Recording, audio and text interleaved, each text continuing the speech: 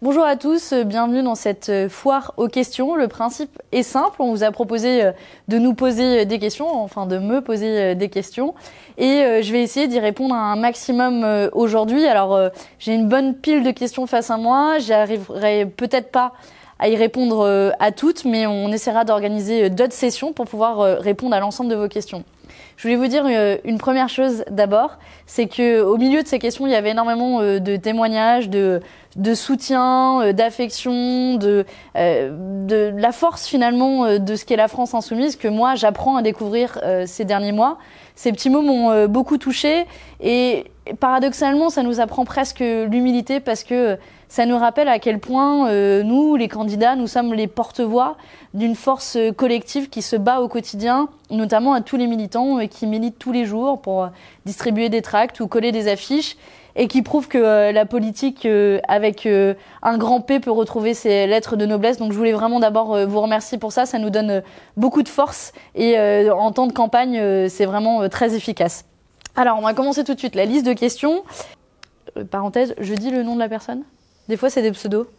Question de Marc. Bonjour Manon, merci de ton engagement. Qu'est-ce qui t'a amené au militantisme? C'est rare de voir un tel engagement dans la jeune génération. Merci. Merci Marc pour ta question. Heureusement, je suis pas la seule jeune engagée. Il y en a plein. À la France Insoumise, je dirais d'ailleurs que c'est un des rares mouvements politiques qui a des jeunes militants. Mais dans mon cas, je viens d'une famille plutôt engagée, profondément de gauche historiquement. Mais je dirais que mon militantisme, il a pris plein de formes différentes. Quand j'étais jeune au lycée, mon premier engagement, il était dans les mouvements lycéens. Je crois que mon époque est vraiment marquée par les mouvements lycéens autour de la loi Fillon et surtout sur le CPE, le contrat première embauche, ou plutôt contre le CPE en 2006. Donc à ce moment-là, voilà, j'ai grandi dans le Var, qui est pas une zone première de militantisme. Il y a Fleur qui rigole, mais c'est pas, disons que c'était pas un bastion des mobilisations lycéennes. Et donc, on a organisé la première manif à Fréjus-Saint-Raph, première manif lycéenne jamais vue, en fait. Je me souviens, il y avait des personnes âgées qui nous regardaient défiler dans la rue et je me souviens qu'il y en a une qui m'avait arrêtée, qui m'a dit « Mais qu'est-ce que vous faites ?» Bah, on manifeste. Vous savez, c'est un droit de l'homme, on a le droit de dire quand on n'est pas content et tout, et puis ils avaient tellement pas l'habitude. Et puis bon, après ça nous a causé aussi d'autres problèmes parce que mon lycée est un beau bastion du Front National à l'époque, donc on a été pas mal poursuivis. Mais voilà, c'est là aussi que j'ai appris le militantisme, parce que quand vous battez contre l'extrême droite, pour tous ceux, je suis sûre qu'il y en a plein qui nous regardent, qui militent aussi dans des zones d'extrême droite. On sait vraiment ce que c'est la bataille dans des zones difficiles. Toutes les zones sont difficiles, mais particulièrement là. Et finalement, ça m'a forgé des convictions. Et d'ailleurs, et ça m'énerve encore plus, quand sur les plateaux télé, on nous assimile à l'extrême droite. Et alors que moi, mon engagement à titre personnel, il s'est vraiment construit contre l'extrême droite. Voilà, après, mon engagement a pris différentes formes, surtout dans le milieu associatif. J'ai d'abord travaillé dans le milieu humanitaire. Dans différents pays d'Afrique subsaharienne, sur les questions notamment d'accès à l'eau, puis sur les violations des droits de l'homme des entreprises du secteur extractif, donc du secteur minier, notamment en République démocratique du Congo. Et puis ensuite, je suis rentrée en France et j'ai travaillé pour l'ONG Oxfam sur les questions d'évasion fiscale. Donc finalement, il y a une forme de continuité dans mon parcours. Vous allez me dire que tout ça a été politique, c'est vrai, mais j'avais jamais envisagé d'en faire un engagement politique au sens de me présenter, mais voilà, comme quoi il faut jamais dire jamais. Et la France Insoumise est venue me chercher, et je pense que même si j'avais beaucoup hésité, au final, ça permet de traduire politiquement mon engagement associatif, parce que dans mon parcours, j'ai aussi accumulé énormément de frustration, où il y a tellement de fois où j'ai essayé de faire boire des ânes qui n'avaient pas soif, de convaincre des gens qui finalement, dont on savait que à la fin, c'est bien le manque de volonté politique qui allait primer, c'est les lobbies qui allaient primer. Et donc, voilà, au lieu de se battre contre eux, pourquoi on serait pas ceux qui appuyons sur le bouton et qui décidons notamment des mesures efficaces contre l'évasion fiscale et une liste de paradis fiscaux dont je parlais. Voilà, ce qui explique qu'un jour, on se retrouve à faire une vidéo devant une caméra, ce qui est un peu bizarre pour ceux qui imaginent la scène, à parler un peu de soi. Bonjour Manon, et merci pour ton engagement au sein de notre mouvement. Que trouves-tu difficile dans le milieu politique par rapport au milieu associatif? Merci de ta réponse. Une question de Florent Passec. Beaucoup de choses, pour être honnête, et c'était une raison pour lesquelles j'avais hésité à prendre la tête de liste. Le monde politique a quelque chose de violent, de misogyne. Il se trouve que dans mon cas, je cumule les handicaps. Je suis une jeune femme qui vient du milieu associatif. Donc on me rappelle souvent à mon inexpérience dans le milieu politique, au fait de ne pas comprendre et de ne pas avoir les codes. En fait, moi, je suis plutôt contente de ne pas avoir les codes politiques et de répondre avec spontanéité. Et peut-être que j'aurai pas les mots parfaits d'un politique parfait qui en fait depuis 50 ans, mais je trouve que voilà, ça donne un peu d'air, ça fait peut-être un peu de fraîcheur. Ce qui est difficile aussi, je pense, c'est d'essayer de rester qui on est. Vous savez, on s'en aperçoit pas trop, mais une journée de campagne, vous vous levez très tôt, vous finissez très tard. Je dors très peu d'heures par nuit. Je dis pas ça pour me plaindre, mais ce qui compte, c'est de garder qui on est, de garder sa vie d'avant. Donc moi, j'essaie de voir mes amis, je sais que ça vous fait rire en général, mais de continuer à m'entraîner et à jouer au water-polo. Et cet équilibre de vie, j'essaie de le conserver pour pas rester déconnecté, mais c'est vrai que c'est une vraie difficulté. Question de Red. Concilier sport et politique à un tel niveau de responsabilité est-il difficile? Combien d'heures pratiques-tu par semaine? As-tu été contrainte de réduire la cadence? Comptes-tu continuer une fois élu au Parlement? Alors, ça fait partie des éléments qui me permettent de garder une vraie vie et une vie équilibrée. Malheureusement, oui, j'ai dû réduire la cadence. J'avais 3 entraînements par semaine, plus les matchs. J'arrive plus à aller aux 3 entraînements par semaine, mais j'essaie d'y aller au moins un entraînement par semaine. Quand je peux, un peu plus. En cette fin de campagne, c'est un peu difficile. Mais ce soir, j'ai entraînement. J'ai mon dernier match de la saison le 15 mai, à 10 jours des élections. Mais c'est mon seul jour où j'ai pas de meeting et je compte bien y aller. Et si tout va bien, on sera, j'espère, championne d'Île-de-France. On va voir si on s'inscrit au championnat de France, mais en tout cas, on y aura accès avec mon équipe. On va voir, mais pourquoi pas? Je pense que tout est une question d'organisation et j'ai l'habitude de peu dormir. J'ai toujours fait beaucoup de sport depuis que je suis très petite, en même temps que plein d'autres choses. J'étais en sport-études quand j'étais jeune, donc non, honnêtement, je pense que c'est faisable. J'aurai toujours, et ça fait rire en général des gens au siège ici, toujours mon sac d'entraînement avec moi, et je suis toujours prête à aller nager. Donc voilà, j'ai cru comprendre qu'il y avait une piscine pas loin du Parlement, à la fois à Strasbourg et à Bruxelles, ce qui me permettra de faire les entraînements quand je serai pas avec mon équipe. Et puis j'essaierai de m'organiser pour au moins continuer à faire les matchs. Donc ouais, c'est plutôt cool. Par ailleurs, j'invite, je fais ici un peu la promotion du water-polo, j'en profite.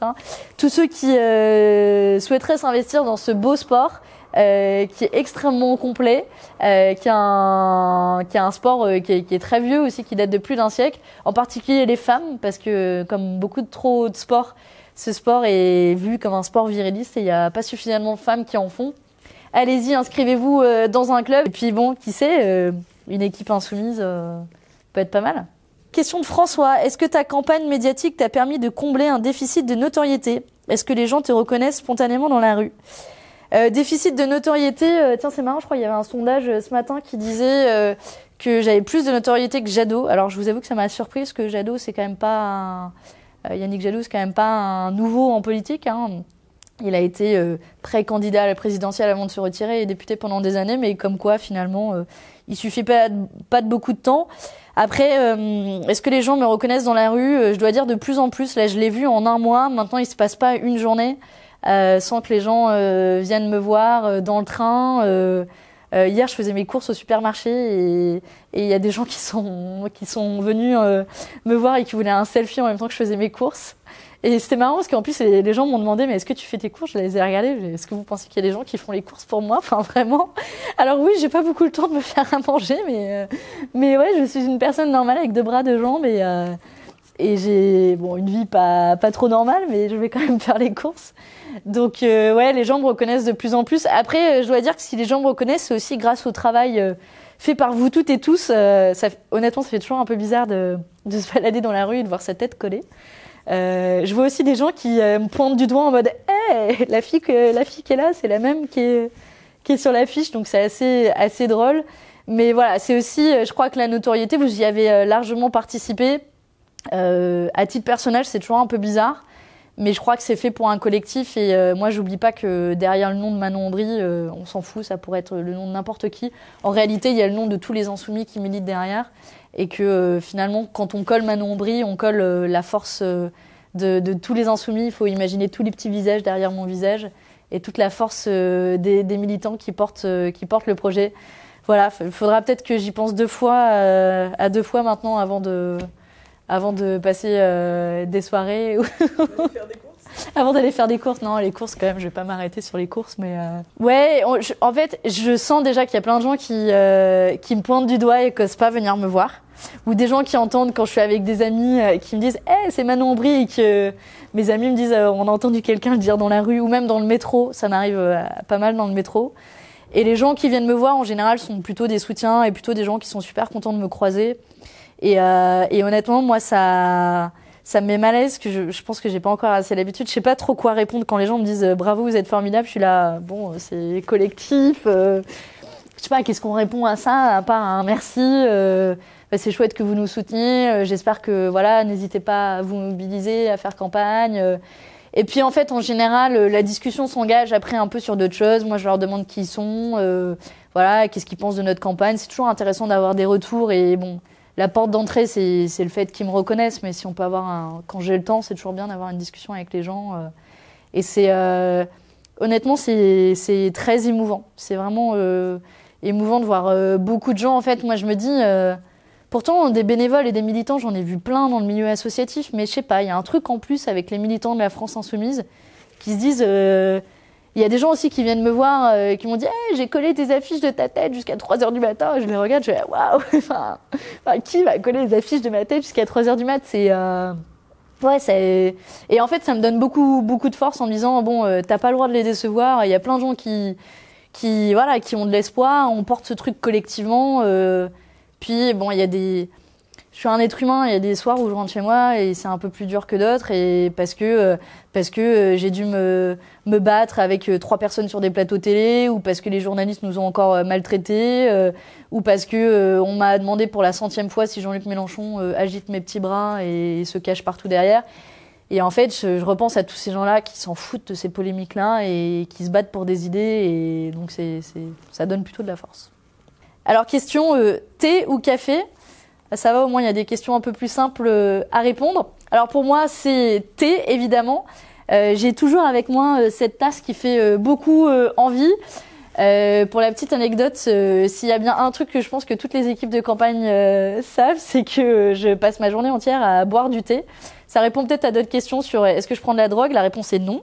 Mais pour tenir, je bois énormément de thé. Et voilà, on fait avec l'énergie qu'on peut, mais voilà, ça me donne pas mal d'énergie. Elles sont mignonnes les questions. Alors, question de Yves. Qui pourra participer à l'atelier dont vous avez parlé ce midi sur France 3? Quand démarre-t-il? Encore merci pour votre travail et votre dévouement sincère et tonifiant. Merci à toi Yves qui a suivi avec beaucoup d'assiduité cette interview. Alors, on lance un atelier en ligne d'écriture des directives européennes. C'est inédit, ça n'a jamais été fait. Alors, on a ce concept à la France Insoumise de faire la loi avec les citoyens. Ça a été fait à de nombreuses reprises à travers les ateliers des lois, puis maintenant à travers des ateliers des directives européennes. Et pour la première fois, on va le faire en ligne. Donc ça va être le lundi 13 mai prochain à l'heure 20 à 21h. Et donc vous pourrez vous connecter sur le site de la France Insoumise. Et donc vous aurez des espèces de petits tables rondes numériques où à plusieurs, vous pourrez travailler à l'élaboration d'une directive européenne, aidée évidemment par nos juristes de la France Insoumise, aidée aussi par nos animateurs des ateliers des lois et des ateliers de directives. Et le concept est simple, c'est que tous ensemble, vous aurez travaillé à l'élaboration de plusieurs directives qui seront ensuite présentées le 19 mai prochain lors du Festival de l'Insoumission, grand festival que l'on organise sur la place Stalingrad à Paris, toute l'après-midi avec une clôture, meeting, puis concert. Donc grand festival, on vous invite nombreux. Et ensuite, c'est simple. Nous, demain, parlementaires européens, On va arriver au Parlement européen avec vos directives sous le bras et c'est ça qu'on portera dans l'hémicycle. Je crois que c'est la meilleure façon de montrer que on fait de la politique avec les citoyens, avec vous tous. Donc j'espère que vous serez très nombreux à participer à cet atelier en ligne le 13 mai prochain. Et grâce à la technologie, peu importe où vous serez en France, vous pourrez participer. Alors, première question de Christian Cos. Je t'ai vu au meeting de Nîmes, très beau meeting pour ceux qui l'ont pas vu. Depuis que tu es candidate France Insoumise, as-tu perçu un changement quant à ton traitement dans les médias mainstream ? Y a-t-il eu un changement de ton par rapport à la période précédente ? C'est une bonne question. Moi, j'avais l'habitude de faire un peu de médias, mais avec ma casquette associative. Et c'est vrai qu'on est arrivé comme des experts sur les plateaux télé. Dans mon cas, pour parler de lutte contre l'évasion fiscale et les inégalités. Et j'ai pu être témoin de la manière dont les médias ont tendance à traiter la France insoumise. Notamment, il ne se passe pas un seul plateau télé ou radio où on ne me pose pas la question sur Jean-Luc Mélenchon par-ci, Jean-Luc Mélenchon par-là, est-ce qu'il est un dictateur, est-ce que la France insoumise, on est tous des gens qui obéissons à un chef. Bon, maintenant, elles me font un peu rire, ces questions, même si je les trouve un peu désolantes sur l'état du débat médiatique et finalement démocratique en France. Mais je dois dire qu'il n'y a pas forcément beaucoup de changements, mais c'est juste assez frappant la manière, le débat politique, à quel point il est pauvre et à quel point l'ensemble de leurs questions, ou au moins l'essentiel de leurs questions, portent sur des sujets qui ne sont pas forcément qui traitent du fond, mais plutôt des faits divers ou de la politique politicienne qui intéresse une minorité de Parisiens, je dirais. Moi, avant, on me traitait comme quelqu'un qui venait parler d'un sujet et qui avait des choses à dire intéressantes sur le sujet. Maintenant, on me traite comme un animal politique et qui est là pour eux juste pour faire du buzz et qui n'a pas forcément de commentaires pertinents à apporter sur le fond. Et je trouve que ça illustre finalement à quel point le débat politique et médiatique est relativement pauvre. Et honnêtement, c'est assez frustrant dans mon cas. Et surtout, je vois aussi les journalistes qui étaient mes interlocuteurs avant, c'était plutôt des journalistes économiques. Et maintenant, c'est plutôt des journalistes politiques. Et on voit que le journalisme politique, en fait, amène inexorablement, manifestement, vers un débat de qui a trahi qui et qui soutient qui. Franchement, je pense que ça vous intéresse pas beaucoup. En tout cas, moi, ça m'intéressait pas beaucoup avant en tant qu'auditrice. Et maintenant, en tant que ou téléspectatrice. Et maintenant, en tant que actrice politique, je sais pas si on peut dire ça. Ça m'intéresse pas beaucoup plus. Maintenant, c'est le jeu médiatique, il faut le jouer, parce qu'on n'a pas le choix. Ces médias-là restent le principal canal de diffusion, même si on essaie d'utiliser nos propres canaux. Mais je n'ai de cesse que de répéter aux journalistes et à ceux qui m'interrogent et qui m'interviewent l'importance d'avoir un débat de fond et loin des polémiques, loin des petites phrases, pour que finalement ça informe le débat démocratique sur les idées des uns et des autres. Question de Fernandez. Bonjour Manon, bravo pour votre campagne, merci à toi. Ma question est la suivante. Comment arrivez-vous à vous maîtriser face aux multiples provocations que vous subissez des journalistes et intervenants des plateaux TV et radio ? C'est marrant, on a beaucoup de questions sur les médias. On le voit hein, d'ailleurs, hein, je le vois dans les commentaires quand on poste aussi les vidéos, ça interpelle assez. Je crois que ce qui me fait rester calme, c'est la détermination, la force de la conviction. Oui, vous pouvez essayer de nous provoquer autant que vous voulez. Ce matin, j'ai eu une question d'un journaliste encore sur le Venezuela, c'est la boîte à Venezuela, sur oui, alors la fille de Maduro qui s'est enrichie, vous qui êtes spécialiste des inégalités, vous ne trouvez pas ça scandaleux ? Franchement, la ficelle était tellement grosse, je lui ai dit très calmement, mais très fermement, je pense que cette question n'intéresse que vous voulez en faire une polémique. Oui, les inégalités sont toujours frappantes, mais c'est absolument pas l'enjeu du scrutin des élections européennes, donc arrêtez d'essayer de détourner le débat.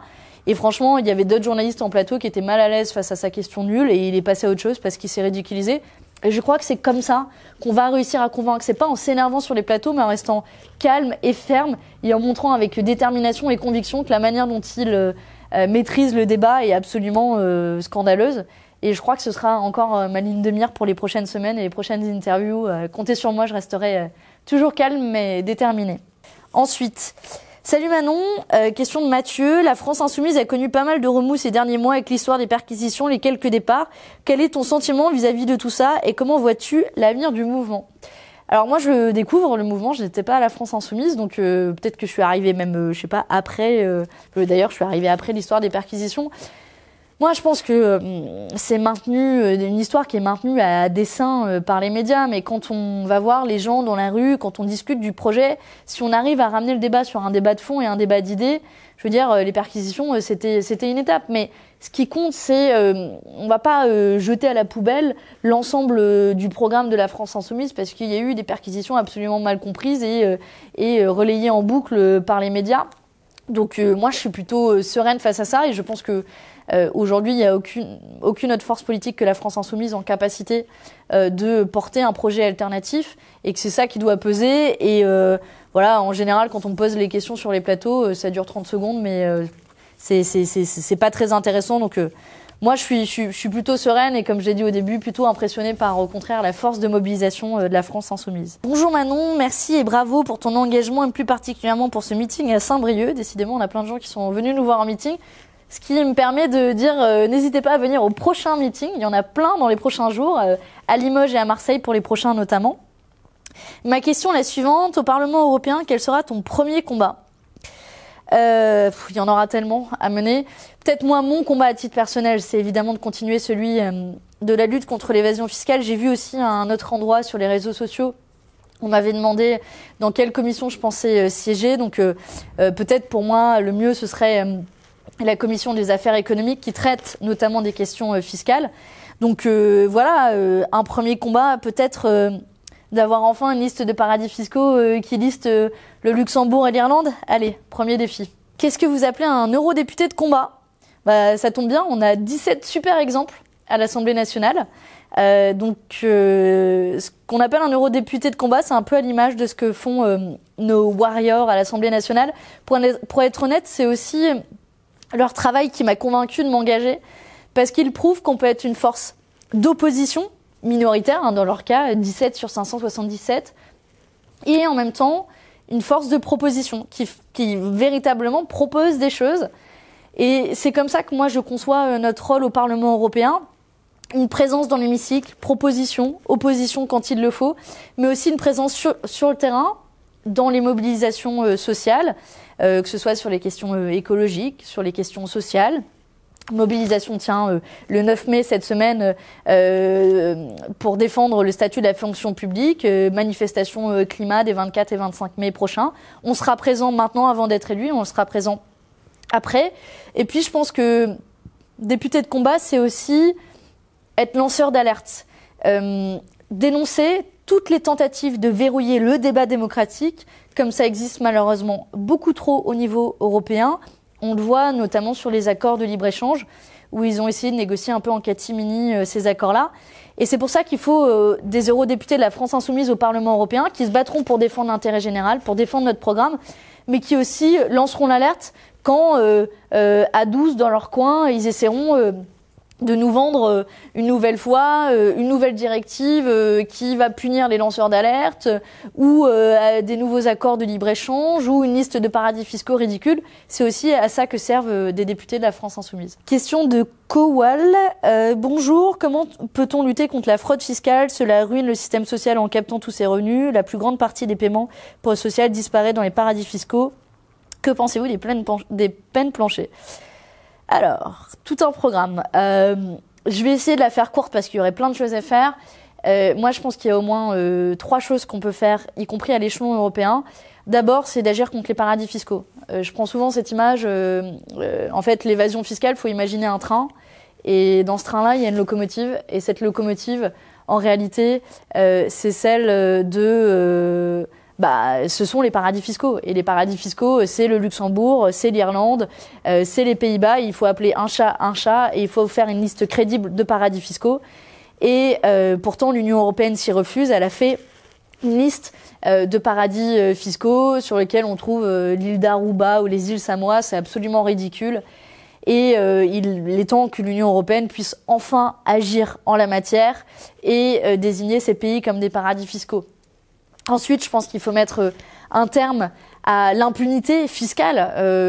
Il est intolérable que des Bernard Arnault, des Pinault, des entreprises comme Apple, Google, Amazon ou McDo continuent à pouvoir faire de l'évasion fiscale et avoir aucune poursuite judiciaire à leur encontre. Il y a une forme de tolérance envers les délinquants en col blanc, comme les fraudeurs du fisc. Et puis dernière chose, il faut repenser complètement notre système fiscal, le remettre complètement à plat. Ça fait partie du projet qu'on porte au niveau franco-français, notamment sur l'impôt sur le revenu.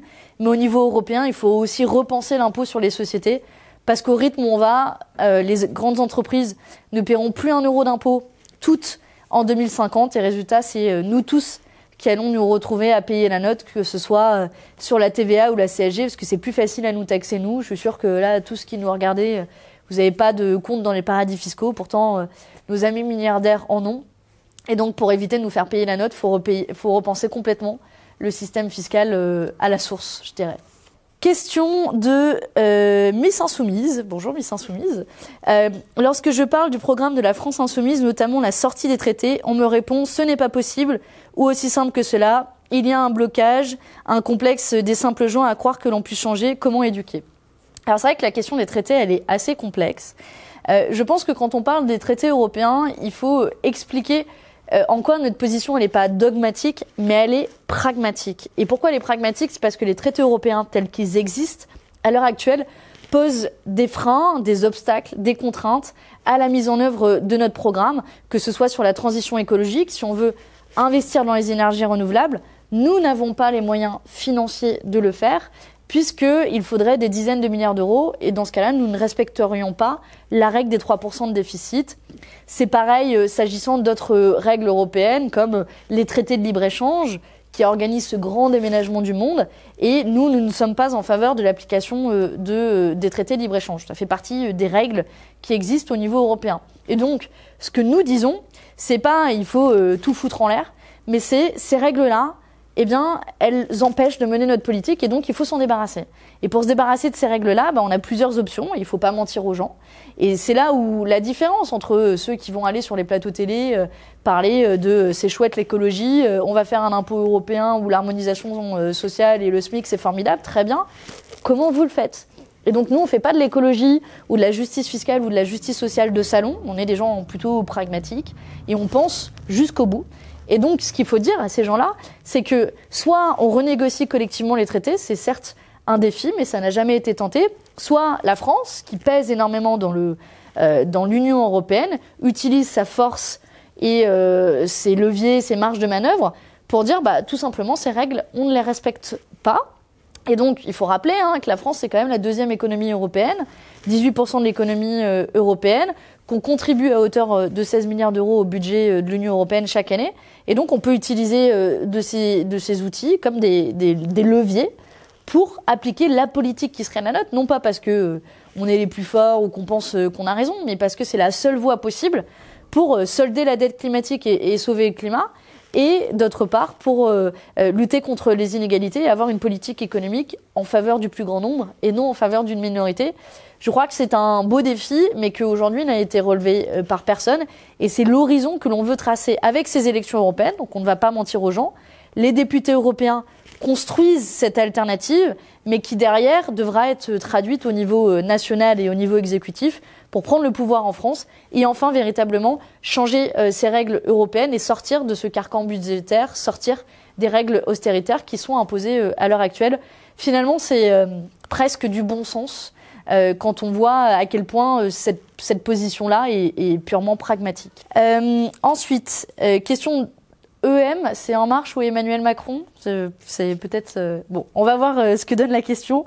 Peux-tu donner ton sentiment sur le Brexit et ses conséquences sur l'Union européenne? À ce propos, est-on certain que la France aura 79 députés? Alors la France aura 74 députés pour le moment, et quand le Brexit sera effectif, a priori à l'automne, elle en aura 79. Donc on aura potentiellement un député supplémentaire, par exemple, par rapport à ce qu'on aura initialement. Mon sentiment sur le Brexit, c'est que c'est le symptôme d'une Union européenne qui va droit dans le mur. Et que finalement, quand l'Union européenne s'éloigne des peuples, les peuples finissent par s'éloigner de l'Union européenne. Et on pense qu'on veut du Brexit. Le fait est qu'il faut le respecter, la souveraineté populaire. Les gens ont voté. On a beaucoup trop l'habitude au niveau européen de s'asseoir sur le vote des citoyens. On se souvient tous du vote des Français sur le traité constitutionnel européen, 55% qui avaient voté non, ils ont compris ça comme un oui. Et donc, je pense qu'il faut respecter la souveraineté populaire et que le Brexit se fasse, mais que ce soit finalement un signal d'alarme sur à quel point l'Union européenne, si elle continue telle qu'elle est, elle va se disloquer d'elle-même. Et donc, il faut un changement radical et que c'est celui finalement que l'on propose. Et j'espère que ce signal d'alarme sera entendu un maximum, y compris dans les urnes le 26 mai prochain. Bonjour Manon, je suis très heureuse qu'une femme aussi engagée que vous représente la France insoumise aux élections. C'est vrai qu'il n'y a pas beaucoup de femmes tête de liste pour ces élections européennes. Quel sera votre plan d'action pour soutenir une agriculture locale, biologique ou de qualité et lutter contre l'agriculture productiviste? Un sujet majeur, parce que on l'a vu cette semaine avec la sortie d'un rapport très alarmant sur la biodiversité. Premier rapport d'experts qui prouve qu'on a démarré la 6e extinction de masse et une des causes majeures, c'est l'utilisation des pesticides. Donc ce qu'on peut faire clairement, d'abord, c'est une agriculture qui est débarrassée de tous les pesticides, du glyphosate, mais aussi de tous les autres pesticides qui sont dangereux. J'étais aux Antilles en campagne il y a pas longtemps et on voit très bien qu'on n'a pas tiré les enseignements du chlordécone. On savait et c'était prouvé que c'était dangereux. Ils ont mis des années avant de l'interdire. Résultat, plus de 90% des Guadeloupéens et des Martiniquais sont intoxiqués au chlordécone et on sait que ça provoque des cancers comme celui de la prostate. Il est en train de se passer exactement la même chose sur les glyphosates et on ferme les yeux. Pourquoi ? Parce qu'il y a des lobbies derrière, des bailleurs Monsanto qui financent le groupe parlementaire notamment auquel appartient Nathalie Loiseau et La République En Marche. Et donc ce qu'il faut faire, c'est mettre un terme définitif à ces pesticides et être cohérent parce que La République En Marche, ce qu'ils ont fait aussi, c'est d'autoriser la production en France de pesticides qui sont interdits dans l'Union européenne. Donc concrètement, on produit en France des pesticides dont l'Union européenne ne veut pas et donc on va exporter l'empoisonnement finalement des sols et du reste de la planète. Et puis pour l'agriculture biologique et de proximité, il y a aussi une autre piste, c'est d'utiliser la politique agricole commune. Ce sera un des principaux dossiers quand on arrivera au Parlement européen. C'est près de 10 milliards d'euros, la politique agricole commune, et ça doit être un levier majeur pour réorienter l'agriculture vers des petites exploitations paysannes. En plus, ça crée de l'emploi, respectueuse de l'environnement et sortir de la logique actuelle de la politique agricole commune qui est de favoriser les grandes exploitations industrielles qui détruisent la planète et en plus qui nous donnent de la nourriture complètement empoisonnée. Alors voilà pour cette... Attends, je vais boire un coup d'avant. Voilà pour cette première question de cette foire aux questions. Je vous remercie vraiment pour toutes vos questions. Je me sens toute désolée pour être honnête parce que il y a énormément de questions auxquelles je n'ai pas encore pu répondre. Je dis bien pas encore parce que on va s'assurer d'organiser d'autres sessions d'ici la fin de la campagne pour répondre à toutes les questions qui vous trottent, que ce soit des questions sur notre programme ou des questions sur notre mandat au Parlement européen, des questions sur notre campagne ou des questions sur la vie, la mort du water-polo. Apprenez les règles d'ici là. Et puis merci à tous surtout pour votre soutien. Au-delà du fait qu'il nous fasse chaud au cœur, moi je suis convaincue qu'on est en train de porter une force collective alternative au projet actuel et que les 3 dernières semaines de campagne qui nous restent paieront dans les urnes le 26 mai, mais bien après parce que ce qu'on est en train de construire, c'est une véritable alternative à l'ère Macron et l'après-Macron se prépare dès maintenant. Allez, à très bientôt.